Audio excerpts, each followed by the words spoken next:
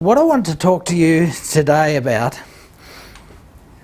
is about the language of culture. When you think of Jesus Christ, you think often, Jesus Christ really, he was talking mostly to the poorer people of the society, and very occasionally he'd bump into the upper class here and there, but usually the upper class were against him, and the priests and all of that type of thing. And I want to share with you some other interesting news. You know, we know where Christ grew up, and I wanted to take you to a place called Sepphoris. You probably haven't heard of Sepphoris. Have you ever heard of Sepphoris? Yeah, and I hadn't heard of it either. But Sepphoris was a very important new city that was just being built.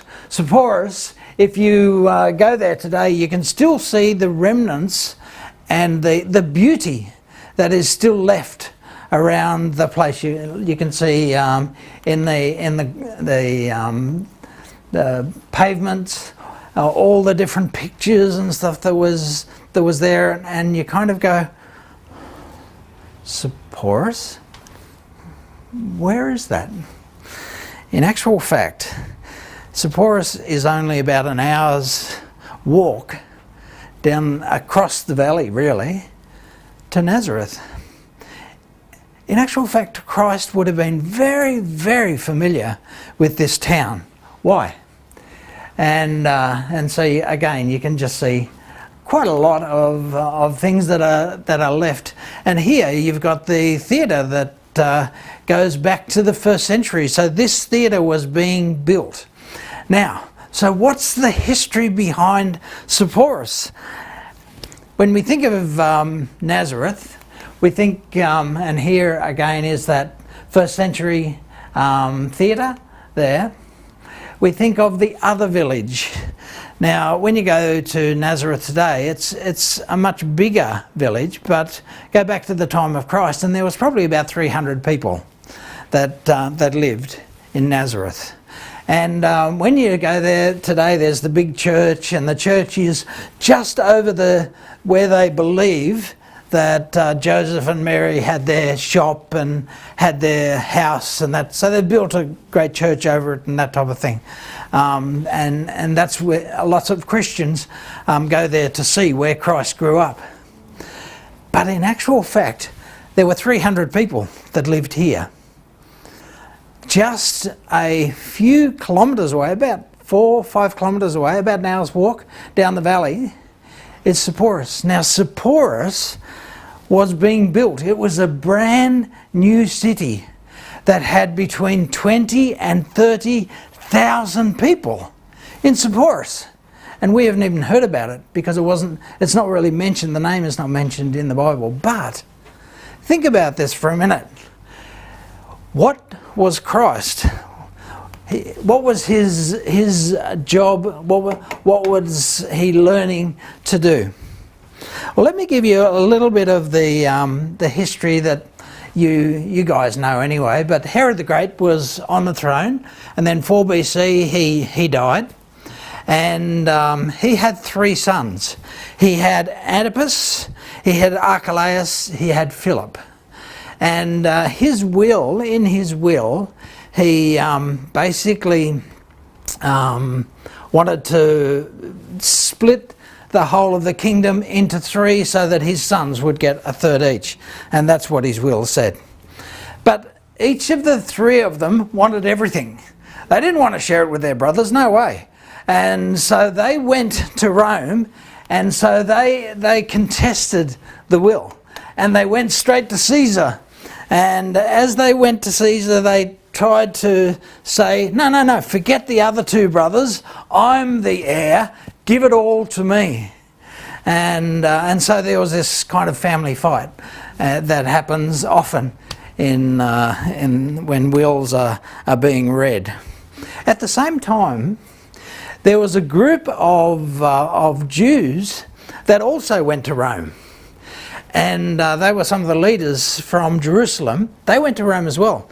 And they said to Caesar, hey, we don't want Herod. We don't want his boys anymore as our rulers.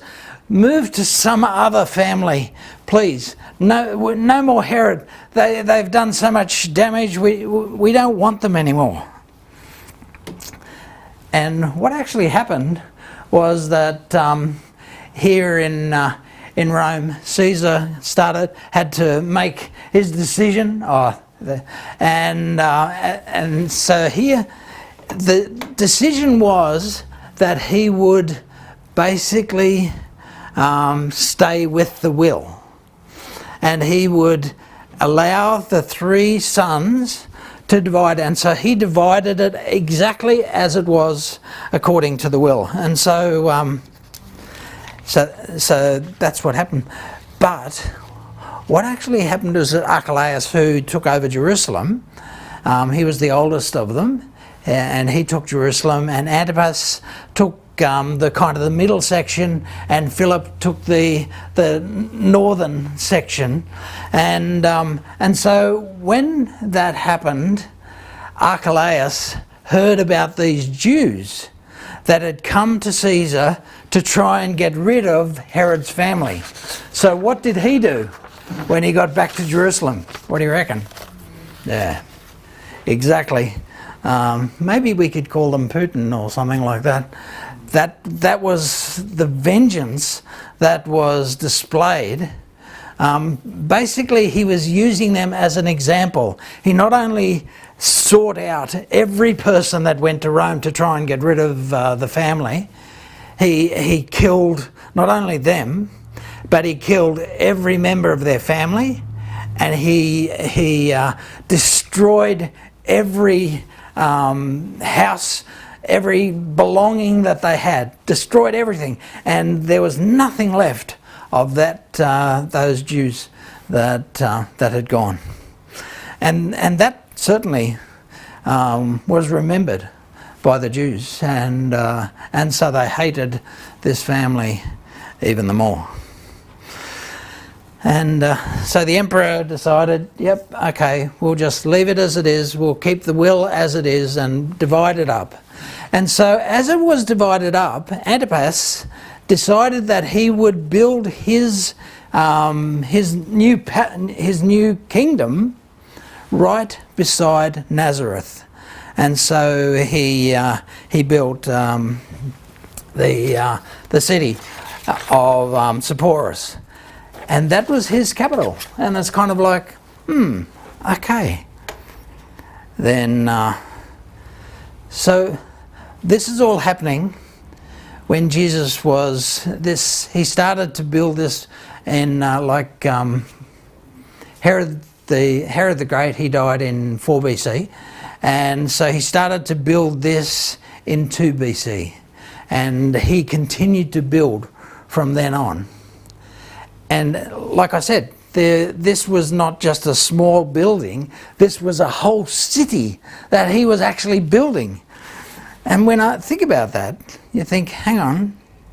So Jesus, as a little tiny baby, he was taken off to flee from Herod, and he went to Egypt for a little while, came back to Bethlehem, and Archelaus was down there, and he said, no, it's too dangerous. And so he went back to Nazareth. And so Jesus grew up in Nazareth as a young boy. And as he grew up there in Nazareth, what was happening literally on the other side of the hill? His village, 300 people. The city over there, 20 to 30,000 people. Where do you reckon the jobs were? Where do you reckon Christ, as a young kid, as a teenager, was growing up? Interesting. We kind of have the concept that Jesus was the carpenter, and it's true. Isn't this the carpenter? Isn't this Mary's son and the brother of James, Joseph, Judas and Simon? Aren't the sisters here with us? And they took offence at him. The word carpenter is the word tekton. So tekton certainly means carpenter. working with wood. But it was a much bigger meaning than that. In actual fact, it meant, in our terminology today, builder. Not only builder with wood, but builder with stone as well. And so, where would Christ, as a teenager, working with his dad, learning the trade, where would he have been building? Would he have been building just around Nazareth? Yeah, he may have. There may have been an odd job here and there. But 300 to 20 to 30,000, just an hour's walk away, where do you reckon he did the work? Yeah, it was obvious. This is kind of where he did the work. Now, tecton is not only working with wood, but more importantly, it was actually working with stone. So Christ was not only a carpenter in wood, as we have the terminology today, but he was actually a stonemason as well. And so when you walk around this town, you can't say, Christ put that stone there, but you can say Christ was very familiar with this place.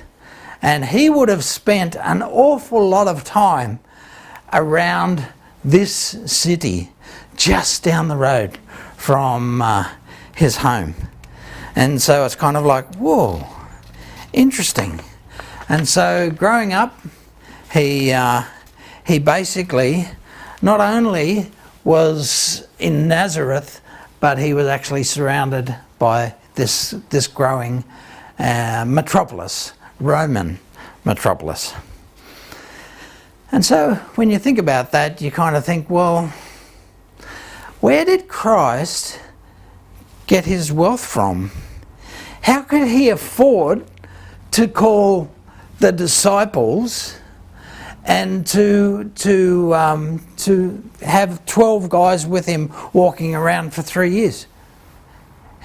I mean, who's going to pay for them? And who's going to feed them? And who's going to house them? And let's get real about this. How did this all work? Interesting. Because Christ talks about it and he said, hey, you guys, I haven't personally got the money. Jesus replied, foxes and holes and birds of the air have nests, but the Son of Man has no place to lay his head. So who paid for the meals for 3 years for 12 guys? Have you ever thought about that? And it's kind of like, well, the Bible tells you who it was. Joanna, the wife of Chuza, the manager of Herod's household, Susanna, and many of the others. These women were helping to support them out of their own means. And so we discovered that Christ had wealthy supporters that were there and supporting him all the way through his ministry. And so when we think about wealth, there are two ways that Christ speaks about wealth. He speaks about wealth he's very critical of wealthy people who use that wealth to destroy other people, to lord over other people. And he's very negative about that style of wealth. But he's very positive. And he had an appreciation for wealthy people who saw wealth as a tool, to use that tool for the betterment of mankind, to use that tool particularly to advance the kingdom of God. And think about that for a minute. Like I've spent many years at Avondale College or at Avondale University, and I walk around the buildings and I see that there's names here and names there. We wouldn't have an Avondale University if we didn't have wealthy people that support the education system that not just Avondale, but throughout many of our universities, throughout much of our education, God has blessed people, and those people have then used that blessing to be an incredible benefit to other people. And so it's kind of like, wow, interesting. And this happened in Christ's life as well. And so this is probably one of the most famous of the pictures that comes from this city. And very beautiful picture there. So who was Cusa? Who was Joanna, and her husband was Cusa? Who was he? He was actually the financial minister of Herod, and so, or the Herod Antipas, and so he was his financial minister, and this was his wife. Oh, not this one. The text before was his wife, and so she certainly would have been, if not one of the most wealthy people in the whole of the city. And so it's kind of like, and she supported Christ. Interesting. What other things can we learn from this place? Let's have a look at some other things that come out of this place. Christ was very familiar with the theatre. Now, he probably never ever went to the theatre, because in those days the theatre was quite gross and was quite rude and all this type of thing, and so he would never have been there and gone to it, but he certainly would have been aware of it. And why do we know that he was aware of it? Do you know the Greek word for actor is hypocrite? And Christ used that word hypocrite 17 times in the Bible. No other person used that word in Scripture, but Christ did 17 times. But be especially careful when you're trying to be good, so that you don't make a performance out of it. It might be good theatre, but the God who made you won't be applauding. When you do something for someone else, don't call attention to yourself. You see, when the main actor would go onto the stage, they would announce him or her going onto the stage with the blast of the trumpet. And so it was, hey, look at me, that's that kind of thing. Christ picks this up in lots of different little phrases here and there. You've seen them in action, I'm sure. Play actors, hypocrites. And so the definition of who a hypocrite is someone who is playing a role for a reward. Does that make sense? And so someone that's acting out a part, and that's what the word means. And so Christ picks this up and says, you've seen them in action, I'm sure. Play actors, hypocrites, I call them, treating prayer meetings and street corners alike as a stage, acting compassionate as long as someone is watching, playing to the crowd. They get their applause, true, but that's all they get. And so the very fact that he's saying something like that, he would be very aware of the stage concept and the actors, and even though he may not personally have attended, he was surrounded by that kind of thing, because there was the Roman city right there where he lived. And it's kind of like, wow, interesting. What else can we learn about the life of Christ?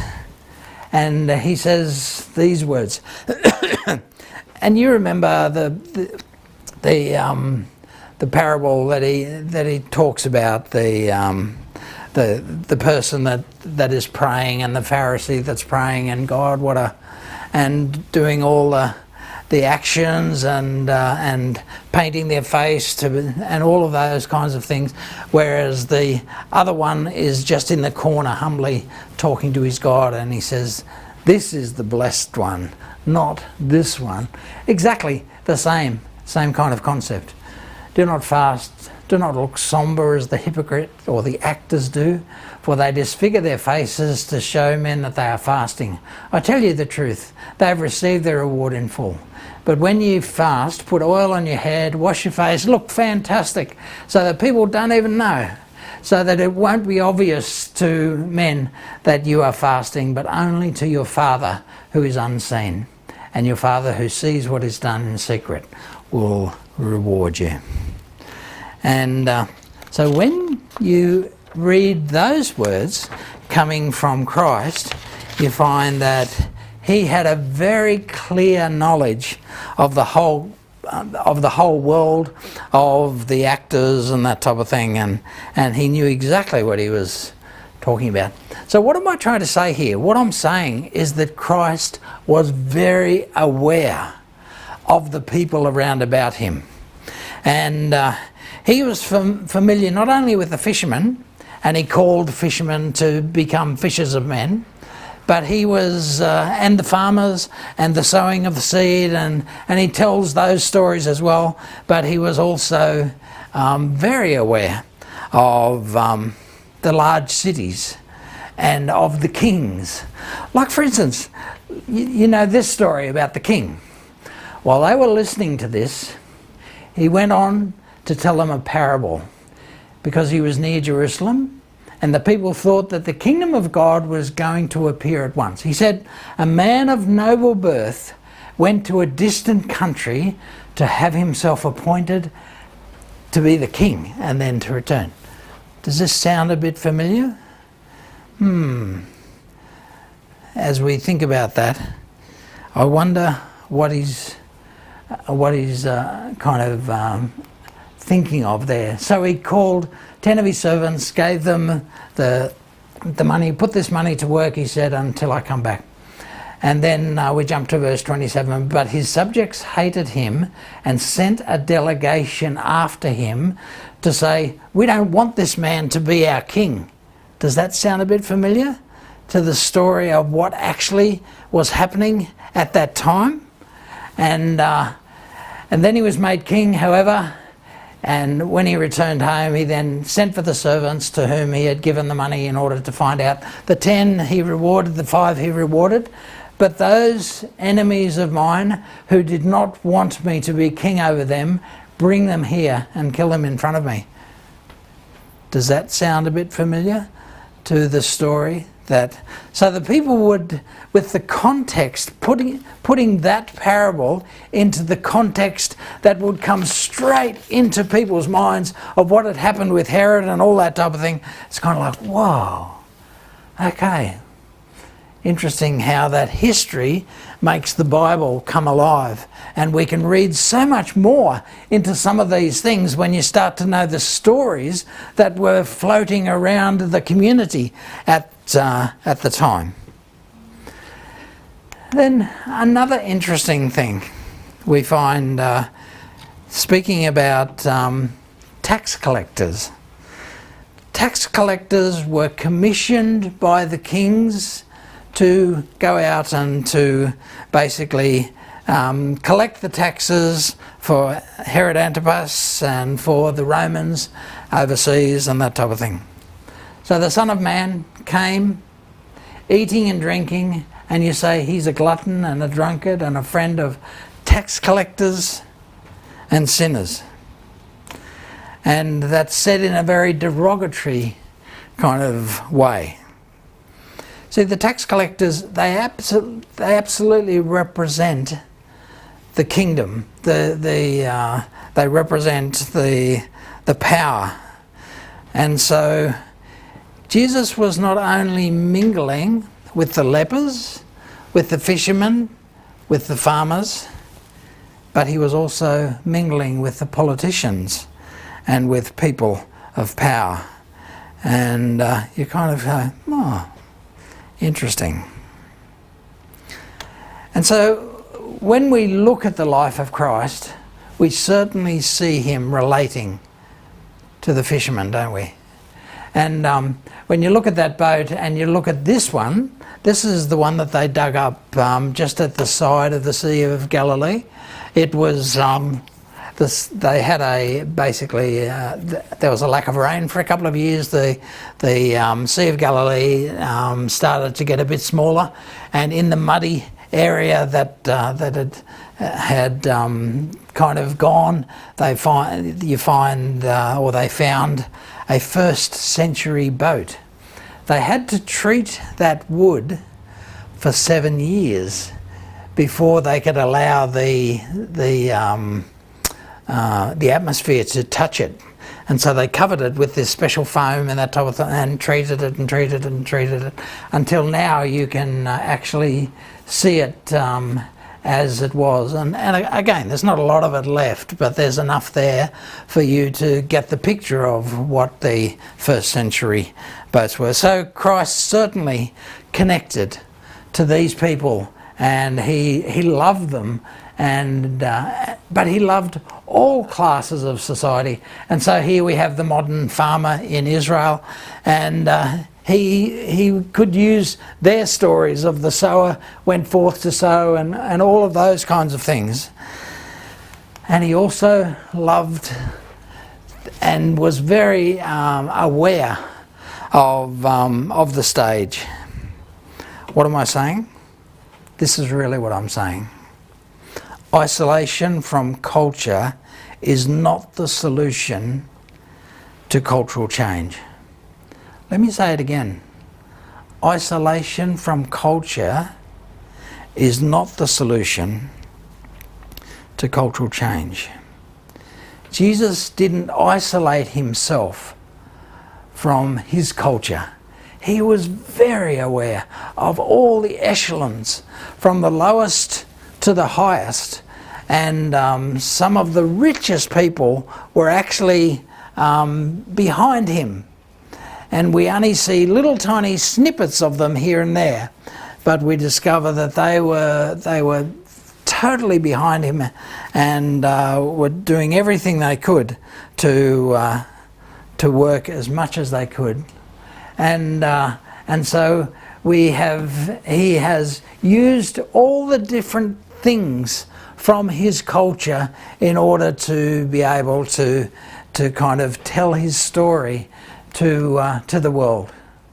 What about us today? What are we taking from our culture? What are we kind of saying, hey, that's a way that we can use it in a way that is going to push forth the gospel into our 21st century? And are there things that are happening today that we can kind of use in order to shape our culture just like Christ did? And so how do we make a world of difference, our world today? If Christ was here sitting in these seats, what would he be doing right now to his culture here in Nelson Bay? And so that's kind of like the challenge that I give myself, and I give to each one of us. And so what do I need to know about my world that I can then kind of go, wow, that is such a gift that I can use in order for Christ, whatever that means. And it's different. We all have different talents. We all come from different points of view. We all are fascinated by different parts of our culture. And that's why God has his church, is he wants you to be different to the next person. He doesn't want us all to be the same. He wants us to be unique. He wants us to be kind of like crazy for him. He doesn't want people to have semi-trailers and stuff like that.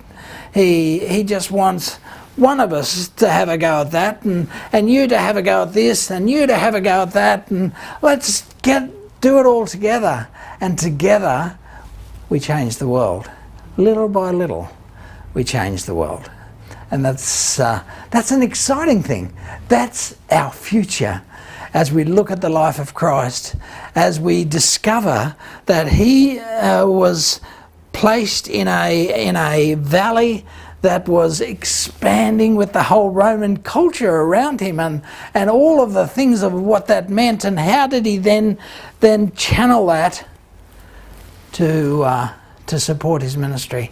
As I think about that text about Cuz's wife, I kind of go, how did that happen? There would be a whole story behind those few words, wouldn't there? Maybe he was a teenager. Maybe he met her and he was working on their house, or I don't know. I really don't know. I'm just making it up, but you kind of think, what's behind that text? That eventually she was the one that was channeling support into his ministry. What did he do that was able to touch her? And what can we do in order to, from our own different perspectives, touch our culture? Thanks, folks.